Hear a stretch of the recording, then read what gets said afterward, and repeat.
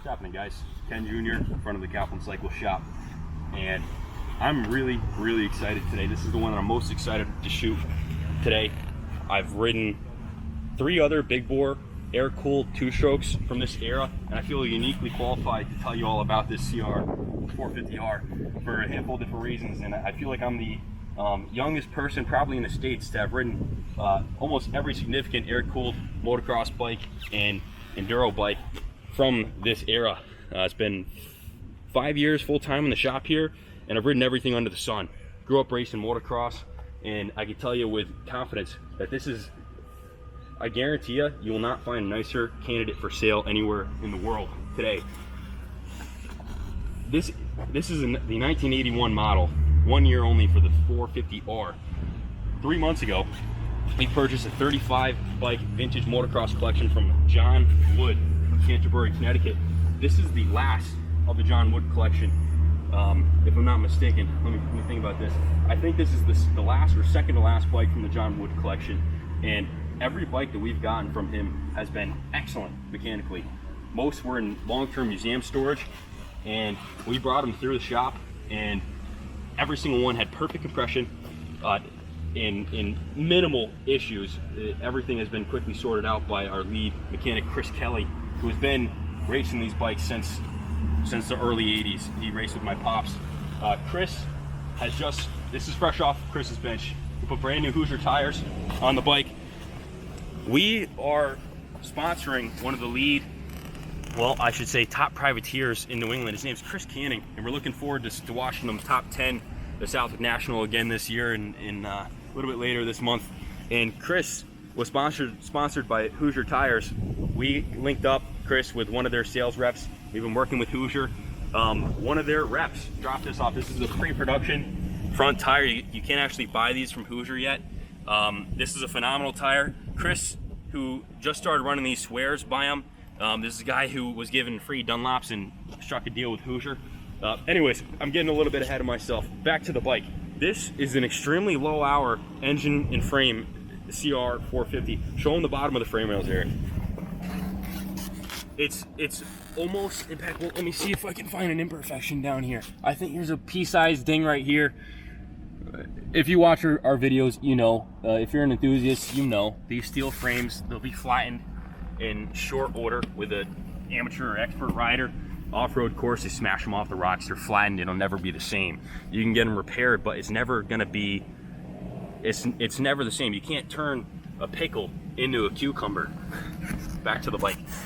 This right here is an NOS gas tank for a 450R. This came out of the John Wood collection. We saved this tank for this bike, and what you're seeing here is an NOS DG pipe with the stock exhaust on there. That's a stock pipe that came with the bike. It's also supporting the Fox factory shock. This is a period correct, extremely expensive option. Fully adjustable. You see your rebound adjustments here. Stock can carb, and the engine is, man, I race Arma bikes. I've ridden, I think I'll mark it with the Kawasaki 90. But we pull these bikes out of barns. I've ridden a lot of played out, air-cooled, big bore 2-strokes, stuff where the brakes don't work that great, stuff that vibrates the shit out of your hands, stuff that's really unrideable. This is, I can tell you with 100% confidence that this is the tightest 450R that I've ever ridden in my life. And it probably rides better than it looks. Transmission's tight, clutch works perfectly, there's zero slippage, and the engine starts right up, and it's whisper quiet. I can't say enough good about the bike. So this right here, this is the original seat cover that came with the bike. This is the factory from 1981. Extremely low hour piece.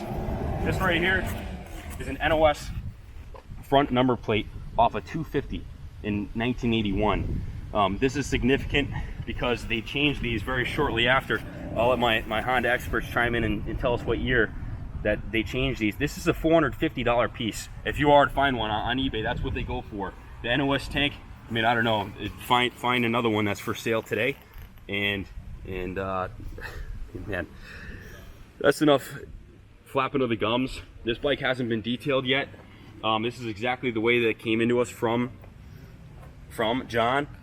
Brian Dockery, our lead detail specialist, is going to be doing a full Monty on this bike after I ride it. We will be doing a short demo in the grass. I'll show you how the bike brakes, clutches. I'll show you how she raises up in every gear. I'm going to be very careful. I don't suspect we'll be finding a nice one at any time in the near future. It's a rare opportunity.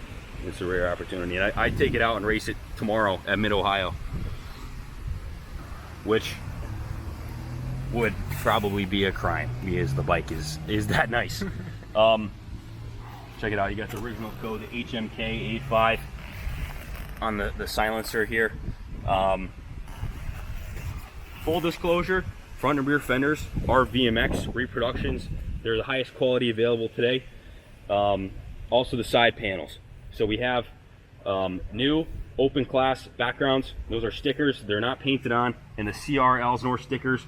But as discussed, this is an NOS 450R tank. And that's enough for me, guys. Let me ride this thing for you. I'm gonna do a quick ride up, and then we'll have Eric jump on the back and we'll show you what she can do.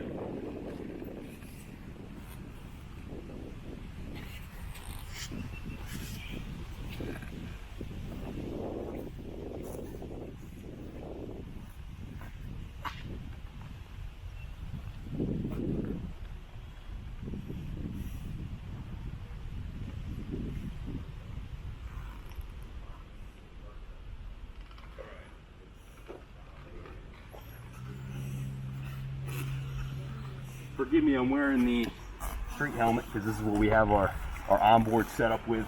So forgive me if I look a little bit of a goon here. I am wearing the vintage JT fit. It's a modern Alpine Stars boots. That's what I felt comfortable in. Let me start it up for you guys.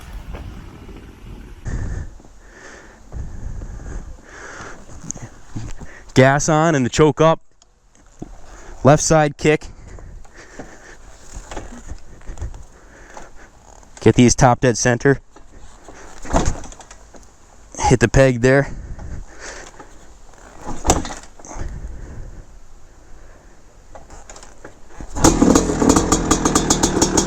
First kick, good kick. Started right up.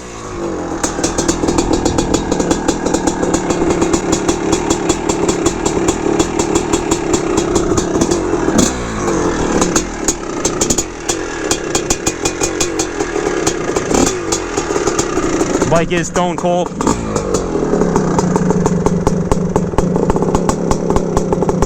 That exhaust note is just music.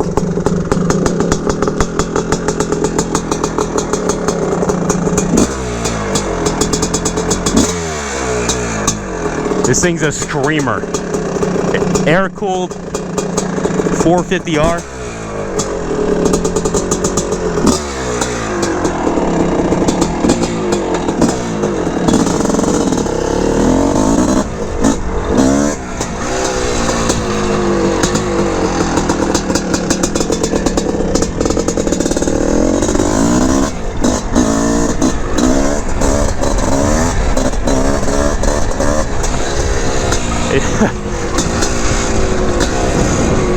This was Honda's competition model, open class competition model in 1981. This bike is super tight, the brakes are on point. Eric, jump on real quick, we'll ride you down there.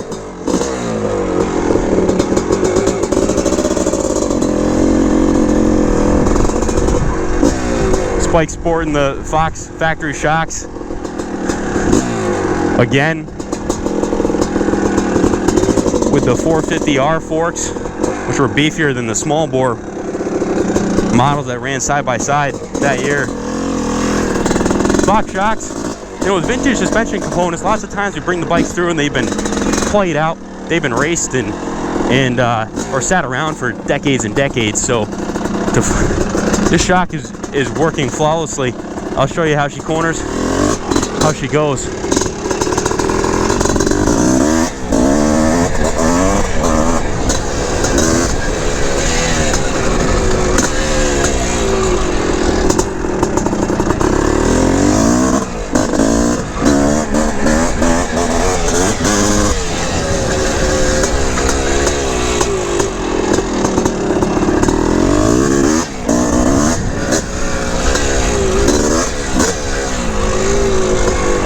Big bore pinger.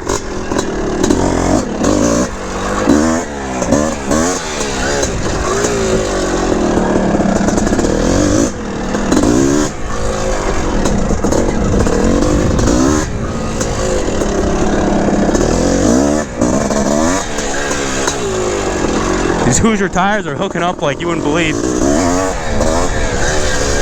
Pretty much corner on demand. I think Senior's gonna get mad at me if I tear up the grass too much.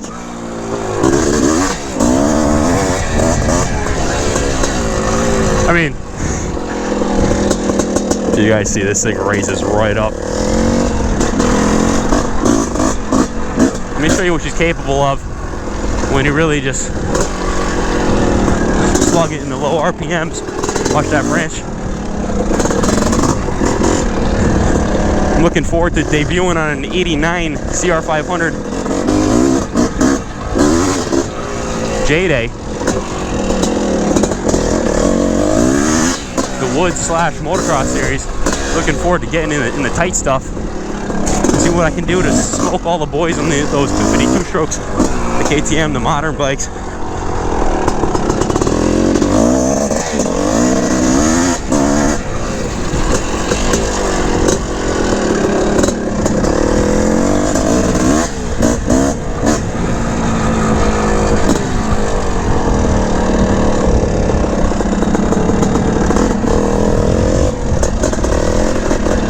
Adventure for you guys.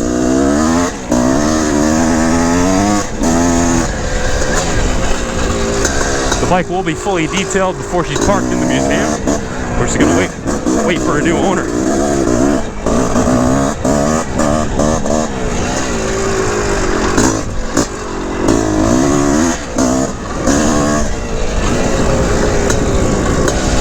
That's the most fun part about these bikes. It's really on command. Into a corner, over some obstacles, over some branches, not stuff like that. We're not scuffing up this thing. But you can ride these. You don't have to wind these out to go fast as hell.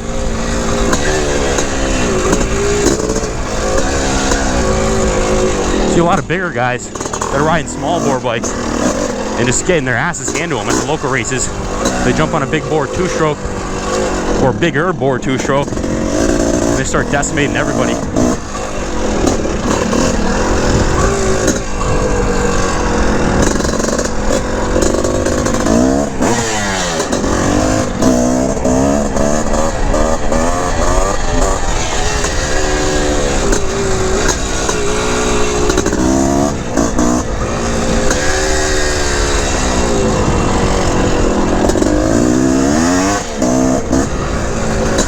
Take you around the Museum Pro loop here.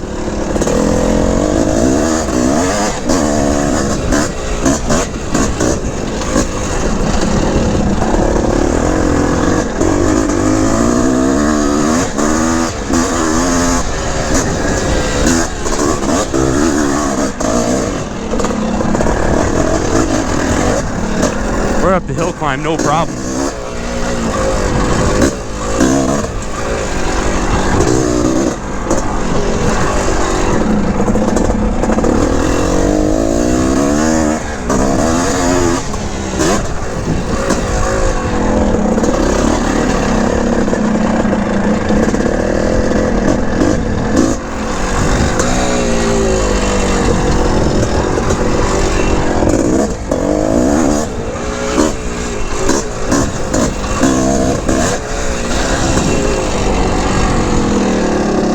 Find a lot of these where the brakes don't work that great. I was talking about maybe they vibrate a shit ton. Or maybe they're just not that fun to ride. Maybe because they're scary, or they're played out, or they look like garbage, or the bars are bent.